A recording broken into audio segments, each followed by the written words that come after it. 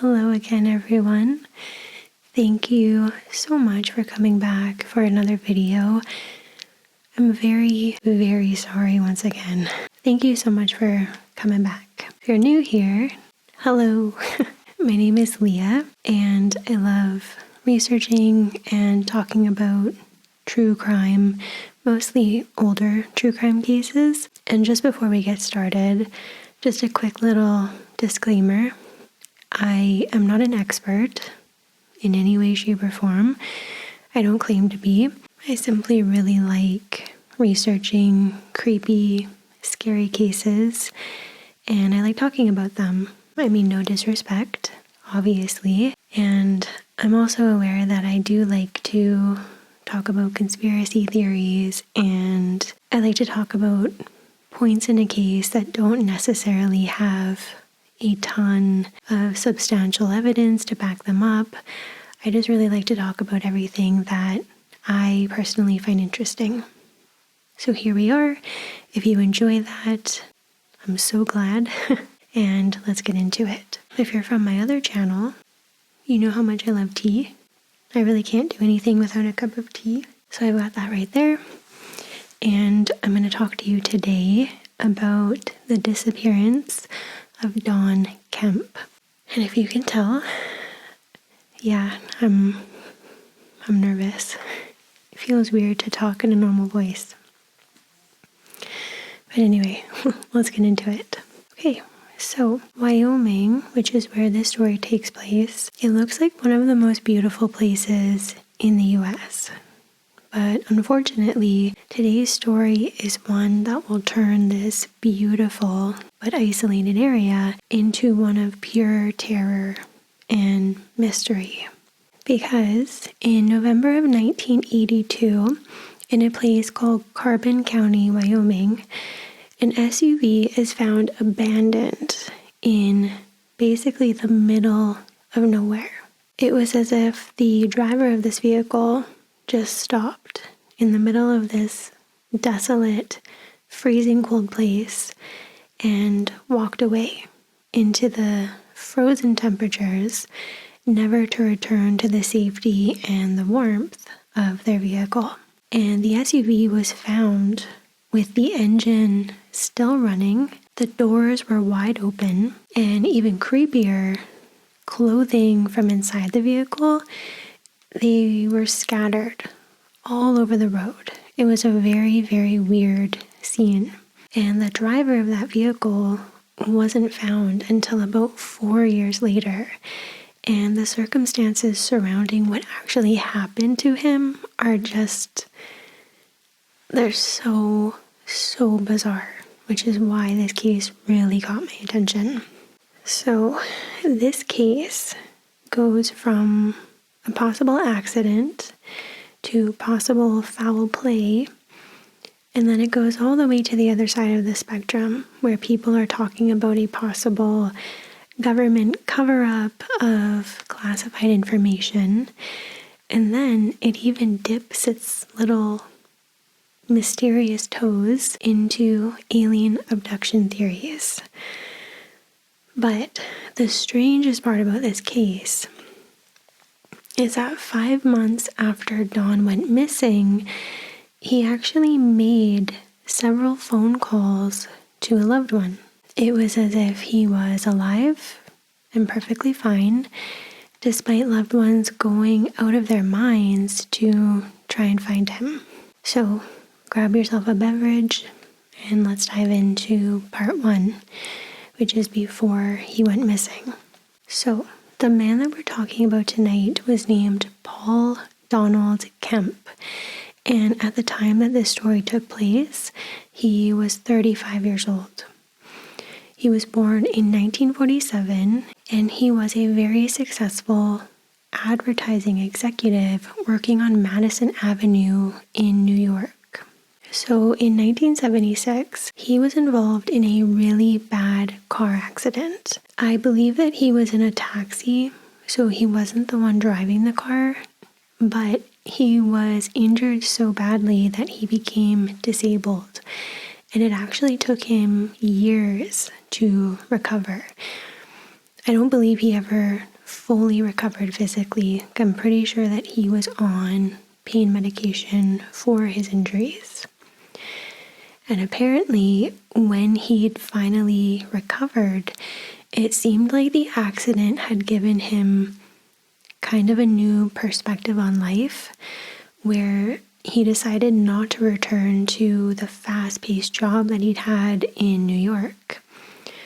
Which, I mean, if you think about it, you can fully understand that, right? Like, I'm sure if you come that close to death, or if you sustain injuries that bad, that would easily shift your mentality to, what can I do in my life that is going to be the most fulfilling to me? To me anyways, I think that makes a lot of sense. And Don's sister, named Kathy, she said, quote, Don had become disillusioned a bit with materialism. Don loved the good life, and New York was the epitome of that. And I think he wanted a simpler time and a quieter time, and I think that's what drew him to that area. And the area that she's talking about is Wyoming. And again, to me that makes sense. Like, he wanted to leave the hustle and bustle of New York for the beautiful, vast quiet of Wyoming. And here he wanted to move into a cabin retreat, and he wanted to write a book. And the book was going to be about the assassination of Abraham Lincoln. But there's a little more to that, quite a bit more actually, and I'll get into that in a little bit. But that was his plan. So in September of 1982, he sells almost everything that he owns. He buys a Chevy Blazer, and he starts this long drive from New York all the way to Wyoming to start this new life. And he was following what's called the Lincoln Heritage Trail, and he was doing this as research for his book. And this is like a bunch of highways that link together historical locations that are all connected to Abraham Lincoln. And his final destination, the cabin retreat, was in Jackson Hole, Wyoming, where he was going to write this book. And apparently, I kind of feel like this is important to point out. Some people say that Don had become a little bit obsessed with Lincoln's assassination. Like, he was a member of a club that was just devoted to talking about and researching Lincoln and his death. And yeah, he was going to write this book about it, but apparently he was kind of on the verge of becoming a little bit obsessive. But again, I can't really speak too deeply about that because all I know is what I've read. On November 15th, the day before his vehicle was abandoned, Don was seen at an Old West museum in Cheyenne, Wyoming. And it was here where witnesses said that he wandered around. He looked at the exhibits for about 2 hours, and he didn't talk to anybody. He was just wandering around peacefully. And as I was researching this case, I don't know, I kind of felt like people were trying to make that into something more than it was. Like, he was being a loner. He was wandering around this museum, and he was sad, and it was strange or something. I don't know. I really don't think that's a big deal. Like, museums are pretty quiet, pretty peaceful places. Anytime I've been in a museum, I'm not like bustling with a bunch of energy and yelling, you know? I'm quiet. But anyway, that's just my opinion again. But, however, the first strange clue, if that's what you want to call it, did actually occur in the museum. Because when he left the museum, he left behind his briefcase. And this could have been an innocent mistake, but inside of that briefcase were pretty important items that you would think one would definitely have come back for once they realized they'd left it there. Because in this case were his traveler's checks, his diaries with his notes in them, and his driving glasses. And the driving glasses are obviously a big one because he needed them. And apparently he did call the museum a few hours after leaving, and he asked them if he had left his briefcase there. And they said, yeah, we found it, it's here. And he said, okay, I will be back shortly to come and get it. And obviously he never returned. And yeah, that was the last confirmed sighting and conversation with him before everything got really, really weird. Because the next day, I believe it was around 10 o'clock in the morning, 2 highway patrolmen found Don's abandoned Chevy Blazer in the middle of that road, which again was in the middle of nowhere. And the nearest town to this road was about 40 miles away. And it was sitting on a ramp off of Interstate 80 in Elk Mountain, Wyoming. And remember, the creepiest part was that the engine was still running, the lights were on, the radio was on, the doors were open, and Don's clothing and other belongings were just scattered all over the road. And Don was nowhere to be found. It was like he was driving and then he disappeared into thin air. One of the patrolmen named Randy Teeters, he said, quote, "Neither of us had seen anything like this. The vehicle was left 40 miles from any town on an off-ramp, running, stuff strung out of it. The doors were open. A relatively new vehicle, not one that someone would just leave." And apparently the vehicle was so full of Don's belongings that they said only the driver would have fit inside of it. That was how stuffed it was. And the first scenario that I imagined when reading about this was, like, it was November. It was very cold. What if Don came across somebody in the road? Like maybe somebody was hitchhiking or pretending to hitchhike and they lured him out of his car. Because you do hear about those types of cases a lot, right? Like, especially in rural areas like this where there is not a lot of traffic, people will literally lay down in the middle of the road, wait for somebody to stop, get out of their vehicle to help them, and then they have a weapon or they have an accomplice to rob that person. And I thought that that sounded completely plausible. Like, he jumped out of his vehicle, he went to help someone, and that person held him up, ransacked his bags. Maybe he took or was looking for valuables. That sounds plausible, right? But apparently investigators didn't really believe that theory because of how cold it was and just because of the location. Like, it didn't seem plausible that people would be running a scheme like that far into the middle of nowhere. But I don't know. To me, it seems like a perfect place to do that. Not that I have put much thought into something like that. That might sound weird. I don't know. Does that sound weird?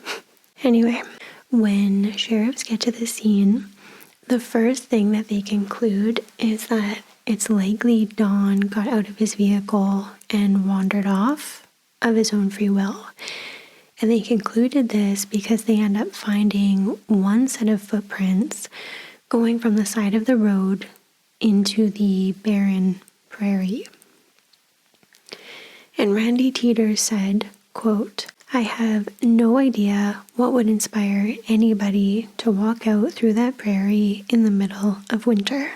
We considered possibly someone under medication that didn't know what they were doing due to the medication or being out of the medication. possibly that would affect him to the point of where they would just walk out into the middle of nowhere. And Don's family did not agree with that conclusion whatsoever. And one other thing that I thought of, I don't know how relevant this is, but they didn't have any way of proving that those footsteps belonged to Don. And I think it's plausible that maybe he was taken in a vehicle from his car, and that could maybe explain why this scene looked the way that it did, like with his belongings and clothing scattered and kind of thrown out of the door. Maybe there was a struggle of some sort. Maybe somebody was looking for something. I don't know. All I know is that I read that there was no real investigation into the footprints to actually prove that they belonged to Don. So that's all I'm going to say about that. When the police got to the scene, Sheriff Ogburn stated that he believed that this could be blamed on mental illness. And he said, quote, "Well, I think he was disturbed. I think he was having mental problems and possibly some health problems. And he just couldn't cope with it." And yeah, as I said, I am not an expert. All I know is what I've read. And because of that, I'm not going to get into it. All I do know is that, there's nothing wrong. It's not a crime that he had this newer, lighter view on life. There's nothing wrong with no longer being interested in material things. Nothing wrong with not wanting to work a really fast-paced job anymore. He wanted a simpler life where he could concentrate on his passion and write a book. And just as he was going to start that new life, something awful happened, and we don't know what it is. So let's continue. However, and once again, I will say I am not an investigator. I think it could make sense that somebody actually lured him out of his car. Maybe a criminal, maybe somebody who actually did need help. I don't know. But for some reason, he got out of his car and then something really bad happened. Anyways, the search for him progressed outwards from where he had left the vehicle. And a man named Deputy Rod Johnson, he got into a plane and he flew over the area from where he disappeared for 2 hours looking for any sign of Don. And keep in mind, this is like a barren prairie, right? This wasn't a dense forest or anything like that. So it had pretty good visibility. From what I understand, this was completely open terrain, and he didn't see Don anywhere. There was zero sign of him. And about that search, this deputy said, quote, "I felt the guy was disorientated, and I felt that he did not want to be found. If he would have wanted to be found, he would have heard the aircraft. He could have come up, waved his arms, got our attention. He could have gone up to a ridge, anywhere, and then been sighted." I mean, they obviously did not see him, but what if he was unable to signal for help because he was injured, or he was in a fight? Maybe he was being threatened by somebody else. Maybe he was unconscious from being attacked. I think there's a lot of other ways that you could look at that, right? Not just the fact that he didn't want to be found. But this is where things get even weirder.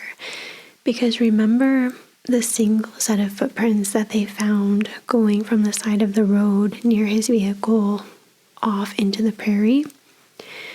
They followed those footsteps and they come across a duffel bag, which is just lying on the ground.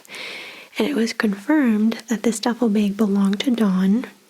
And inside of the bag, they find a teapot, laundry soap, and then clothing. So a very random assortment of items. I don't know. I don't know if there's really any conspiracy here. People have broken this thing down into the tiniest little details, wondering oh my God, why did he have a teapot on him? What was he planning on doing? Living in the woods? I don't know. But to me, that kind of just sounds like a typical guy. I'm sorry, but it just kind of sounds like the typical way that a lot of men would pack their stuff while moving. Just kind of throw whatever you need all together in a duffel bag and toss it in the car. I don't know. I don't really think those belongings were super weird.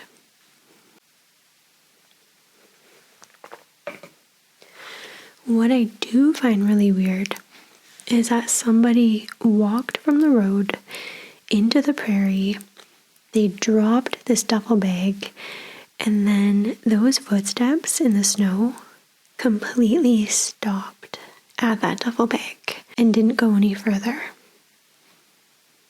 So somebody walked from the road into the prairie, dropped this duffel bag, and then the footsteps stopped. And unless I'm wrong, the only logical explanation there would be that the person who did that had to retrace their steps backwards, all the way back to the road, carefully re-stepping into each footprint. And Dawn's mother, she found that really strange too. And she said that she believed somebody else put that duffel bag out there just to make it look like Dawn had walked out there.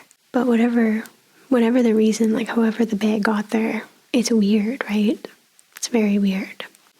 And going along with that, the only logical reason that I can think of to retrace your footsteps like that would be to either hide from somebody so they don't know which direction you went, or to make it look like somebody vanished. I don't know. And here's a complete conspiracy theory. An alien picked them up and they just went up into the air. And pretty much from the beginning, the sheriff believed that Dawn had left the warmth of his vehicle, wandered out into the prairie, something happened, and he died to the elements. And all I can think with that theory is that if that was the case, why didn't they spot him in the plane? Doesn't that seem weird? They said that they had good visibility, and if he was stranded from the elements, why didn't they see him? Just seems weird to me. And Dawn's mother, from the very beginning, she did not believe that he had gotten lost out there. She believed that he was abducted from his vehicle, and I don't know. I don't really know what I believe, but that was what she thought. Anyway, as the search continued, investigators found a second set of footprints in the snow. And this time, the footprints led all the way to an abandoned barn that was 6 miles from Dawn's vehicle. And inside, they found some pretty weird clues. Definitely weird. So, inside of this barn, police found kindling, an arranged pile of small sticks that was obviously meant to start a fire. And the fire had never been started. And they also found 3 socks, which were confirmed to be Dawn's. So that's just weird on its own, right? What the heck were 3 of his socks doing in this barn? And stranger yet, in a haystack near this barn, they find a laundry bag, also belonging to Dawn, which contained some sunflowers and then more of Dawn's clothing. And to me, one of the creepiest parts of this case is I feel like Dawn couldn't have been missing for that long by the time his vehicle was found. And what I mean is that it was the middle of winter and his vehicle was just idling in the middle of the road. And I don't know anything about cars. I know nothing. But how long could a Chevy Blazer just sit there idling in the freezing cold winter? Especially before running out of gas, right? I feel like it couldn't have been sitting there for that long. So how did they not find him in the initial search? Especially the aerial search. It just feels so weird. And if the vehicle had been parked on the side of the road with the engine off, I was thinking maybe a scenario of Dawn walking off into the prairie for a little winter camping experience, maybe in that barn. Maybe that could make sense. That would be why he had a teapot and extra clothing and stuff. But that just didn't make sense because the vehicle was found in the middle of the road running. I don't know. Anyway, after they found the socks and the laundry bag, that was when a blizzard set in and they actually had to cancel the search because it was becoming too dangerous to continue. And they felt that they had actually searched the area well enough at that point, especially with the aerial search. And they were saying that it's possible that Don just doesn't want to be found and he is purposefully avoiding detection. And that was basically it. The searches were stopped. They felt that they had done everything they could. They didn't find him until 3 years later. However, 5 months after he went missing, that was when weird stuff started popping up. So let's get into that. So 5 months after Don went missing and he was assumed dead, he was actually spotted. Don Kemp was spotted in the city of Casper, Wyoming. And the creepy part was that this was on 2 separate occasions. And the one that really stands out, because obviously people's memories are very bad. Obviously, I think everyone has a doppelganger or someone that just looks even a little bit similar. But the one that really stands out here is that somebody spotted him at an Abraham Lincoln memorabilia exhibit. Which is just weird, right? It's weird because that was his obsession. And then the other sighting was by a bartender who remembered serving him. And she said, without a doubt, it was Don Kemp. And then to go even further with that, I believe it was right around the same time as these sightings that Don, who was presumed missing, presumed dead, Don Kemp made phone calls to a friend. And I'm not kidding. If you don't know this story, this actually happened. One of his best friends, named Judy, she said that she received several phone calls from Don, and he left her 2 voice messages. She didn't receive them at the time because she had been out of town. And right off the bat, these phone calls were just so weird because Judy's number was unlisted. That was the first very strange part. And I bring that up because so many people are really quick to say that, well, those phone calls were probably pranks, right? As sad as that is, it was probably a prank call. But to me, that just doesn't make any sense. You would maybe, and again, disclaimer, as sad as this is, you would maybe expect one of those prank calls to be to Don's mother, to his sister, to the police station. But to have one of those prank calls to a random friend with an unlisted number, Like, that just doesn't, I don't know, it just doesn't feel right. I don't think it feels right. Something's weird about that. Anyways, specifics on the calls. 2 of them were made on February 27th. Another 2 were made on April 5th. And then another one on April 10th. And again, maybe someone would have the guts to make 1 prank phone call like that, but to make 5, that just seems excessive and weird. I don't know. Judy said that the person that left the voicemail, who she believes was Don, he never said his name, but she knew for sure that it was his voice. And as another side note here, again, on the forums and stuff, so many people are quick to point out, well, Don never said that it was specifically him on the voicemail, so it must not have been him. When you're calling a loved one, who says their name? Most people don't do that. You just say, hey, it's me, because most people know your voice, right? I don't know. Anyway, I'm moving on. I'm just letting you know I think it's weird. Very weird. Judy said that Don was speaking in a strained, urgent, and panicked voice. And on the voicemails, he said, I would like to speak with you. And he gave her a number where he could be reached.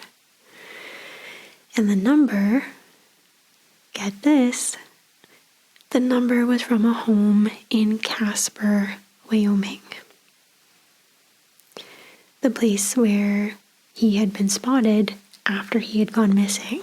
So obviously Judy phones this phone number, and she said that a man whose voice she did not recognize answered the phone, and she said, hi, can I please speak with Donald?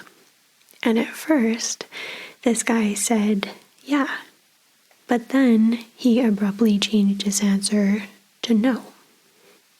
So just keep that in mind. He said yes, then he said no. At no point did he say, you have the wrong number, or there's no Donald here. Nothing like that. And Judy then said, quote, well, could you give him a message that I returned his call? And the man replied, yes. And then he hung up. Again, no wrong number. No, there's no Donald here. He answered her question and hung up. So, Judy obviously informed Don's mother of this bizarre phone call, and Mrs. Kemp immediately told police because this poor woman is going crazy looking for her son. And the phone call and all of these calls from who was believed to be Don, again, were traced to a home in Casper. It was from a trailer where a man named Mark Dennis was living. And this trailer was located about 125 miles from Elk Mountain, where Don's vehicle was abandoned. So it was far, but it wasn't that far. And at first, when police questioned this guy, he was helpful, and he agreed to try and help them, and he agreed to a polygraph test and everything. But then, just like that, the drop of a hat, he lawyered up, and he refused to help police any further. He refused to give them any more information. And within 3 weeks of the police contacting him about these phone calls, he had moved out of the trailer, and he had moved out of Casper. So, again, is this devil's advocate? Maybe, I don't know. On one hand, if this guy was innocent and for some reason fingers were being pointed at him, that is awful. I completely understand why he would want to move away as soon as possible. But on the other hand, I mean, come on. 5 phone calls from your trailer, at first you say that Don is there, then you say he's not there, then you say you'll give him a message, and then you say, I'm getting a lawyer, leave me alone. It looks a little suspicious to me. Yeah, I don't know. I think it's weird. And once again, the phone calls in this case really are the creepiest part to me. Because Don's friend, she knew his voice. Like, voice recognition in humans is something that is so powerful. You know, it's one thing for two witnesses to say that they saw Don in person. That's one thing. I can see how unreliable that would be. But you recognize a loved one's voice. And she was 100% sure that it was Don who had left those voicemails. So again, just very, very creepy, very weird. I don't know. I know it's bad to say this because there's obviously a chance that this guy didn't do anything, and it really was a really bad coincidence. But I can't help but wonder, why did the guy in the trailer change his tune so fast? Again, when Judy spoke with him, it seemed like he acknowledged that John was in the trailer and that he would give him a message. But when police came to talk to him, he quickly changed his story, saying, I have no idea who you're talking about. I do not know anyone named Don Kemp. I've never seen him. I don't recognize his picture. Nobody was living here named Don. He said that the phone companies must have made a mistake. He even argued that somebody must have made those phone calls from his trailer without his knowledge. He knew nothing. And Don's mother, she did not believe him. So she tries to get in contact with this guy who is living in the trailer. And I hate to say it, but I do think that she was kind of straddling the line of harassing this guy. Like, just the amount of times that she tried to get in contact with him. And when she finally did get in contact with him, she basically just accused him of everything. And she said, I know you're lying. You're lying about everything. You know more. You know what happened to my son, etc. And once again, he told her, I know nothing about Don Kemp. All I did was pay my phone bill, and I never looked at it. So I have no idea where those phone calls came from. And Don's mother said right back to him, you're lying. You know what happened to my son. And then apparently he hung up. So Mark Dennis moved out of the trailer about 3 weeks after police started questioning him. And nothing else happened. Like, it didn't lead anywhere. But the last little nugget with that, which I just thought was interesting, was how apparently Don Kemp and Mark Dennis, they looked identical. Like, it was creepy. And Don's sister, she even said that when she looked at a picture of Mark Dennis, she said that it was literally like looking at a doppelganger of her brother. So I don't know. I don't really know where that would lead the case. I just thought it was weird. Because in any other situation, whatever, right? Like, as I said, I'm sure all of us have a doppelganger somewhere, right?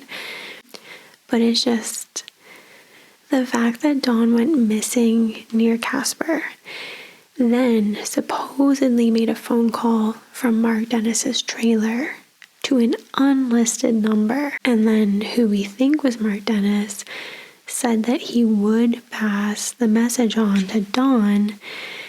You can't tell me that that's not weird. Something something fishy is going on there, I think. And a lot of people mention this on the forums as well. Mark Dennis should have been questioned a little bit further. Like, they should not have just let him leave the way that he did.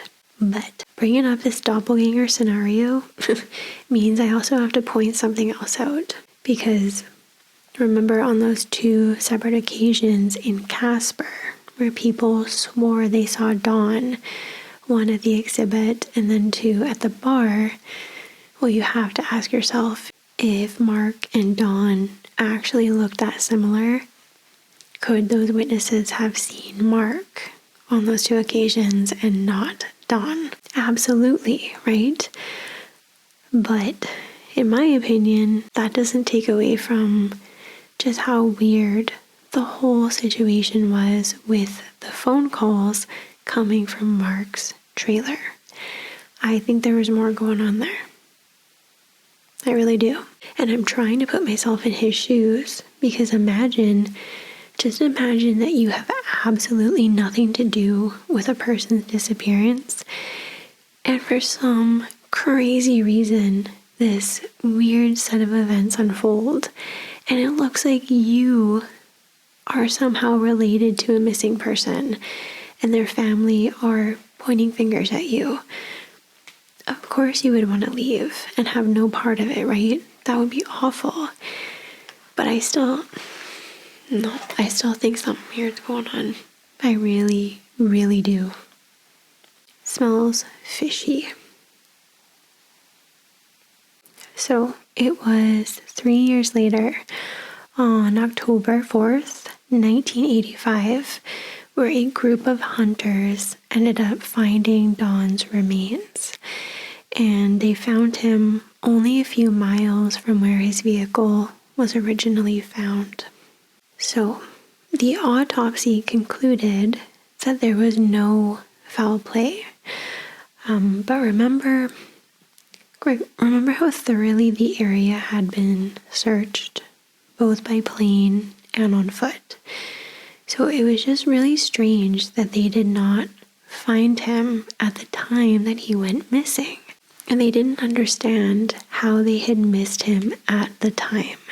And of course, things happen in the wilderness. There's reasons why he may not have been found at the time. But the mysterious part is that, again, 1, after Don went missing, he was supposedly seen in person. And 2, Judy received the phone calls. So you really have to ask yourself, was he really missing at the time, or was he really lost? What if he was just making himself look like that? Right? But police ended the mystery by concluding that because, according to the examiner, Don was pristine.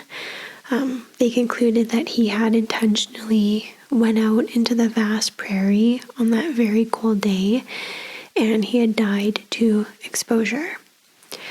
And of course, Don's mother, sister, loved ones, they do not believe this. They believe that foul play was somehow involved, and that something else, something very sinister happened. And here's where it gets really strange. And as I pointed out in the beginning, if you don't like conspiracy theory type stuff, then this is not going to be for you. But I like conspiracy theories. So a lot of fingers were being pointed at the man in the trailer. And a lot of people, including Don's mother, believe that 1, Don was either held captive in this trailer, or 2, he was there willingly. Perhaps he was in a relationship with Mark Dennis. And the second theory ties into why Mark, or at least at the time, it tied into why Mark had possibly become so evasive when police got involved, because he didn't want people to know that they were in a relationship. Could be, who knows? But Kathy, Don's sister, she didn't believe that theory whatsoever. She believed that Dawn had never met the guy in the trailer, and instead, the person in the trailer had come across Dawn in that prairie at some point, like after he was already gone. And it was there where they found his address book and, for some weird reason, called the unlisted number of Judy, claiming that they were Dawn and giving him the number to call back. Which, technically, I guess that could make sense, right? But I don't really think it does, because why on earth would you make a prank phone call like that from some random address book that you found in the prairie in winter? Especially if you found it on human remains and then you give the phone number where you can be reached. No, I'm sorry. No, it doesn't make any sense. No. If you think that's what happened, make that make sense for me. Leave a comment. Okay, take a deep breath, because this is definitely the weirdest and the craziest theory. So stick with me. Because after Dawn was found, his sister Kathy said that she was contacted by a professor. And this professor was named Dr. Angel, and he was an anthropologist who was head of the anthropology department at the Smithsonian Museum. And this guy actually checks out. He was very real. You can read all about him. He explained to Kathy that he had heard about her brother's case, and he asked her if she could arrange to have Dawn sent to him at the museum so that he could examine him and try to tell her what actually happened. Like, he was just interested in helping the family find some closure. And Kathy agreed, and she arranged for Dr. Angel to examine her brother. And the report that came back was just, it gets real weird. Dr. Angel said that, 1, Dawn had not been in that prairie for 3 years, like police were saying. He said that it was likely less than a year that he had been there.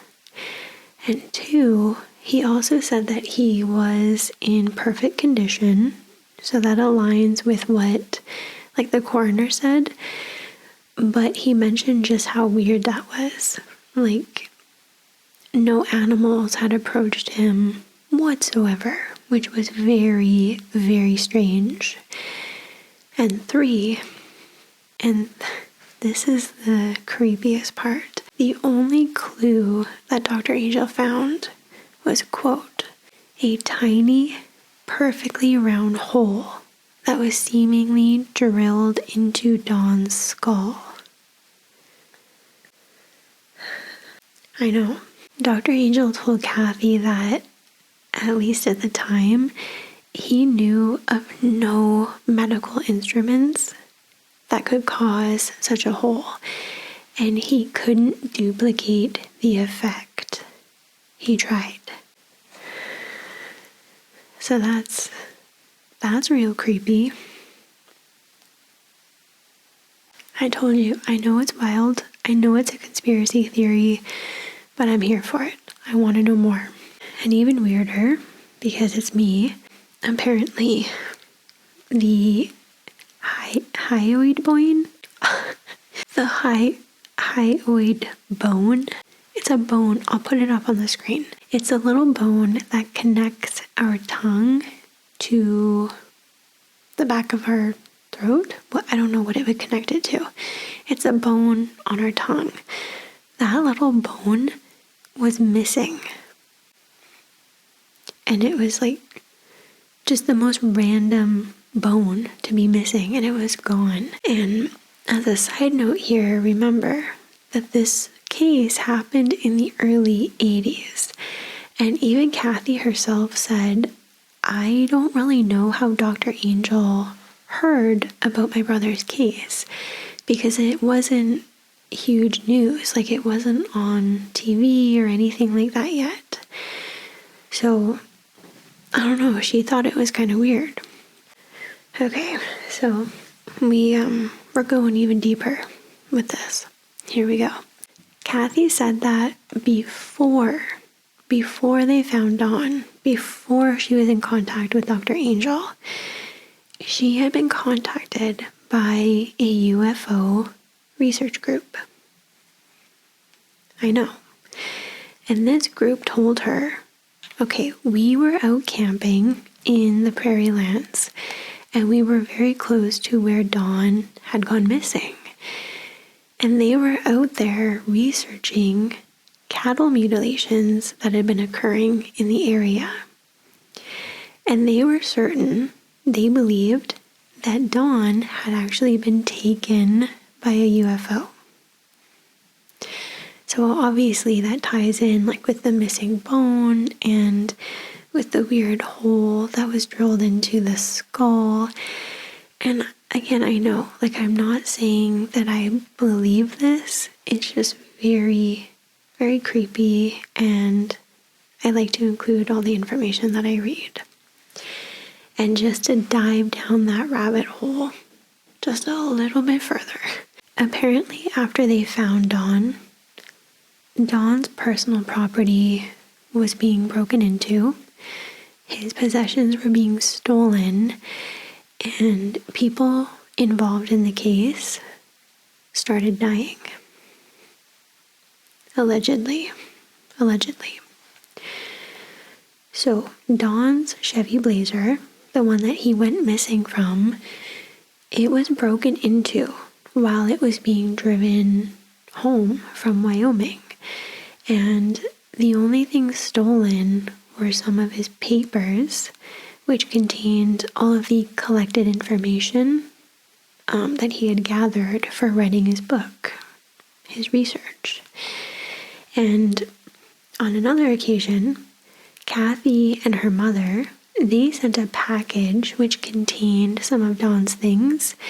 And again, this included notes and just information that he had collected for his book. And they sent all of this in a package to a man named Frank Carrington. And this guy had offered to help them just find some answers. Like, he said, send me what you can. Let me take a look. And apparently 2 weeks after receiving that package, his house burned down and he passed away. And then Kathy and her mother again, they gave all of Dawn's Civil War artifacts away, as well as whatever papers and documents that remained. They gave all of this stuff to a Civil War shop. I guess they donated it. And the man that owned that shop, he died in a motorcycle accident only a short while after that. So again, probably just a horrible coincidence on both parts, but it's still weird. And then Dr. Angel, he also died shortly after examining Dawn. But online it does say that he passed from hepatitis, which he had apparently contracted in 1982 after undergoing coronary bypass surgery. And it said that that was what he passed from in 1986. So obviously that sounds a little more legit. Very sad. But it is weird that all three of them died. And then, for a second time, Dawn's Chevy Blazer was broken into again while it was sitting in an airport parking lot. And more of his personal papers were stolen from it. And then there's another incident where Dawn's mother's storage facility was broken into. And once again, the only thing that was missing was Dawn's collected research and papers that he had been collecting for his book. All of these things, like especially the deaths, were probably just very weird coincidences, of course, but you can't tell me that it's not weird. So there is just so much information on what possibly happened in this case, with many experts pointing to Don's mental state, obviously after his accident. And I'm not going to get into any of that because, I don't have any ability to get into it. But I will just say, from everything that I've read, apparently after his accident, Don did start believing that he was in contact with the spiritual world. And apparently he had plans of starting a cult that surrounded the death of Abraham Lincoln.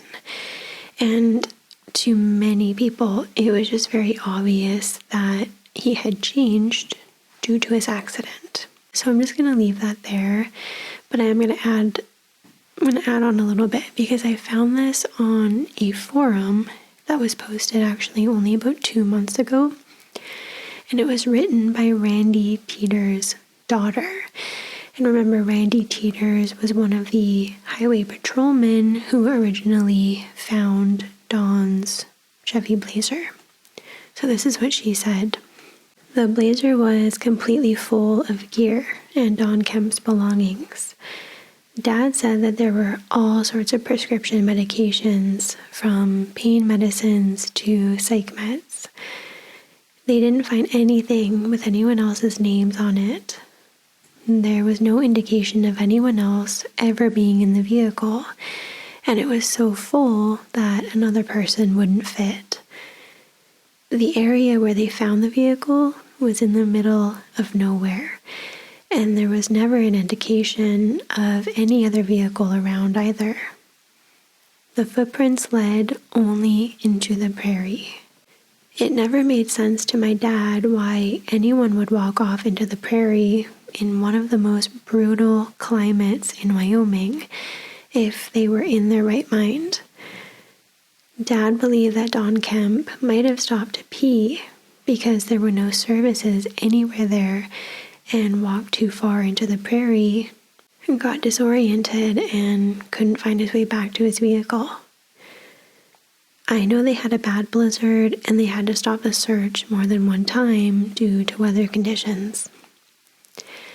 Anyone who has ever been through a red desert blizzard knows that you may or may not find someone or something for years, even searching the same area due to drifting and wind.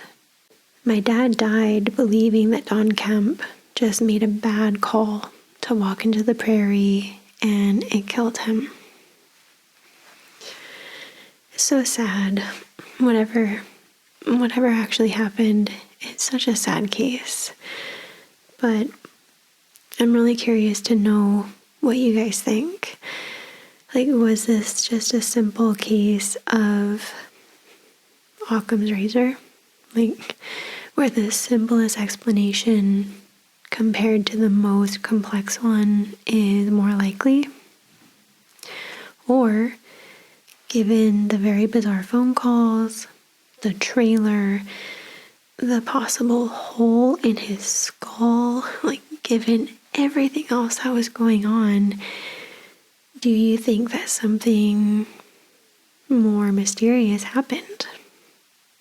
I don't know. Let me know what you think. As I said, I read about these cases. I get pretty consumed by them because I find them so interesting. And then I have all this information in my head and I want to share it and get other opinions on it. So please let me know what you think.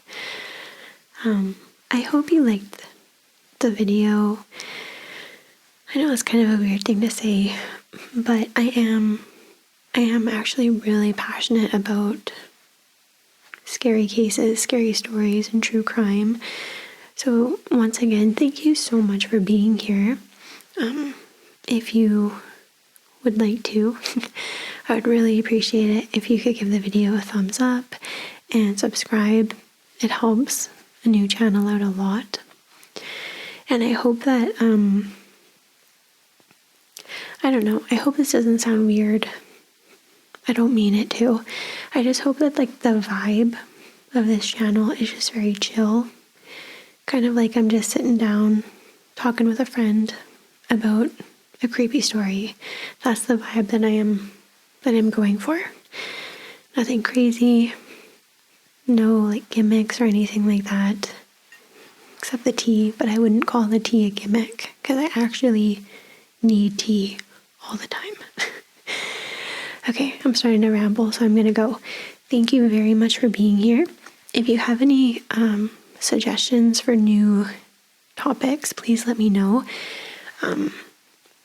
But I have to say, I don't cover new cases. I prefer like Victorian cases or anything from,